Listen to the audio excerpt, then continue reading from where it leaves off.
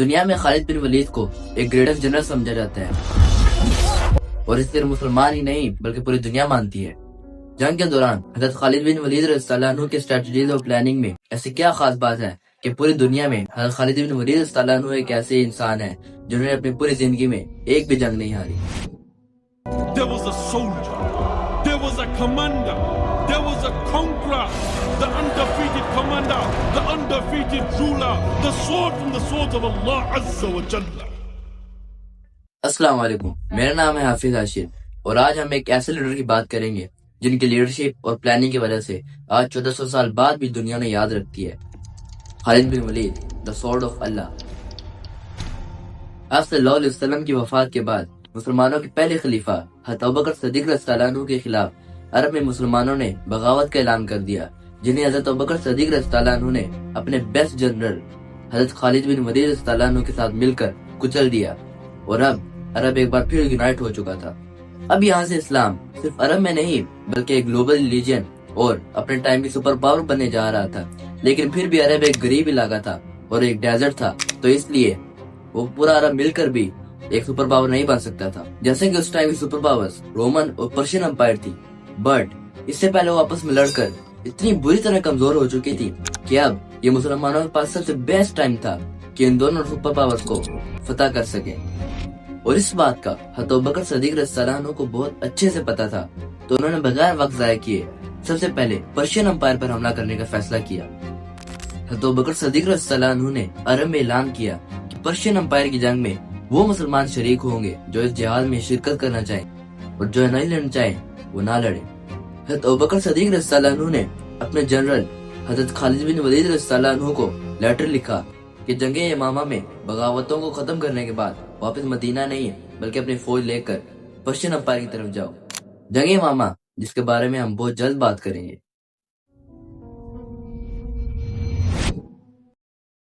خلیفہ لیٹر ملنے کے بعد حضرت خالد بن ولید رضی اللہ عنہ اپنی 18,000 کی فوج لے کر پرشین امپائر کی طرف گئے۔ حضرت خالد بن ولید رضی اللہ عنہ ایران کے جس علاقے سے گزرے اس کو آج کویت کہا جاتا ہے، جہاں پر بہت سارے پرشینز اور عرب آباد تھے۔ حضرت خالد بن ولید رضی اللہ عنہ نے جنگ سے پہلے پرشین لیڈر کو ایک خط لکھا اور کہا کہ یا تو اسلام قبول کر لو یا تو جزیہ دینے کے لیے تیار ہو جاؤ، کیونکہ میں تمہاری طرف ایک ایسی فوج لے آ رہا ہوں جو شہادت سے اتنی محبت کرتی ہے جتنی تم لوگ اپنی زندگی سے محبت کرتے ہو، لیکن آف کورس وہ نہیں مانے۔ اس کے بعد حضرت خالد بن ولید رضی اللہ عنہ اپنی 18,000 کی فوج لے کر کویت میں داخل ہوئے۔ کویت کے لیڈر نے پرشین امپائر سے مدد مانگی، لیکن پرشین امپائر کے بادشاہ نے سوچا کہ عربوں کی اتنی کیا اوقات کہ وہ دا گریٹ پرشین امپائر سے لڑ سکے، تو اس نے عربوں کی اتنی اہمیت نہیں دی اور کویت کی ایکسٹرا فورسز سے مدد نہیں کی۔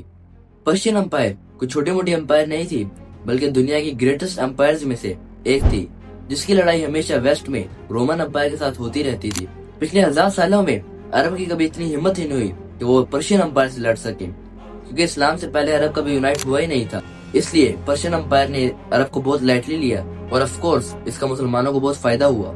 حضرت خالد بن ولید رضی اللہ عنہ اپنی 18,000 کی فوج لے کر کویت کے شہر قزیمہ کی طرف روانہ ہوئے۔ یہ دیکھ کر کویت کا بادشاہ اپنی 30,000 کی فوج لے کر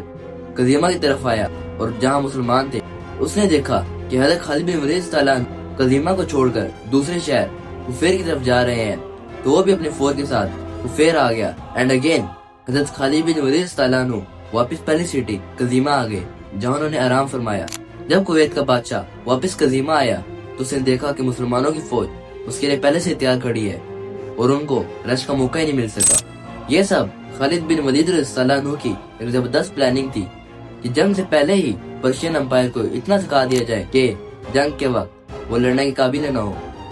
پرشین امپائر اور مسلمانوں میں ایک بہت بڑا ڈفرنس تھا۔ پرشین آرمی دنیا کی سب سے بیسٹ آرمی میں سے ایک، اور ان کا آرمر اتنا ہیوی ہوتا تھا کہ ایک جگہ سے دوسری جگہ جانے میں ان کو بہت وقت لگتا، اور دوسری طرف مسلمانوں کے پاس بہت ہلکا آرمر تھا۔ اس بات کا حضرت خالد بن ولید رضی اللہ عنہ کو پہلے سے ہی پتا تھا کہ ہم اپنے دشمنوں سے تعداد اور ریسورس میں تو نہیں جیت سکتے، مگر ہمیں اپنی سپیڈ یوز کرنی پڑے گی۔ اسی سپیڈ کو یوز کرتے ہوئے حضرت خالد بن ولید رضی اللہ عنہ نے مسلمانوں کو عرب سے باہر ایک گلوبل ریلیجن بنا دیا تھا۔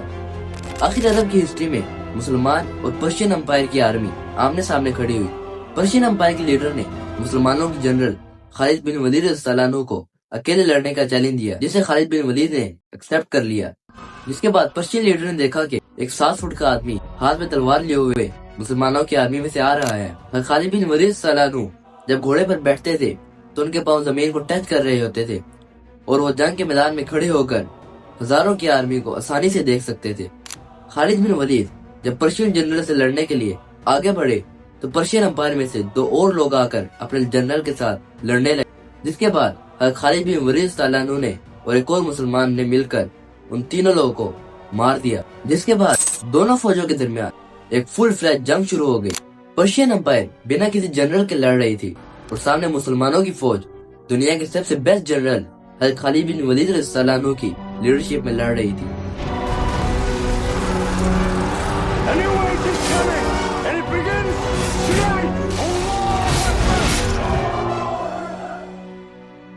مسلمانوں نے پرشین امپائر کی 30,000 کے لشکر کو کچل دیا۔ مسلمانوں نے کویت کا یہ پورا علاقہ فتح کر لیا، جس کے بعد پرشین امپائر نے اور فوج بھیجی لیکن مسلمانوں نے انہیں بھی ہرا دیا۔ ناؤ پرشین امپائر کی بہت امپورٹنٹ سٹی قزیمہ حضرت ابوبکر صدیق رضی اللہ عنہ کی کنٹرول میں آ گئی اور اب اسلام دنیا کا دوسرا سب سے بڑا ریلیجن بننے جا رہا تھا۔ مسلمانوں نے اپنے دور کی سب سے بڑی سپر پاورز کو خالد بن ولید صلی اللہ عنہ کی لیڈرشپ میں کیسے ختم کیا، اس کو جاننے کے لیے سبسکرائب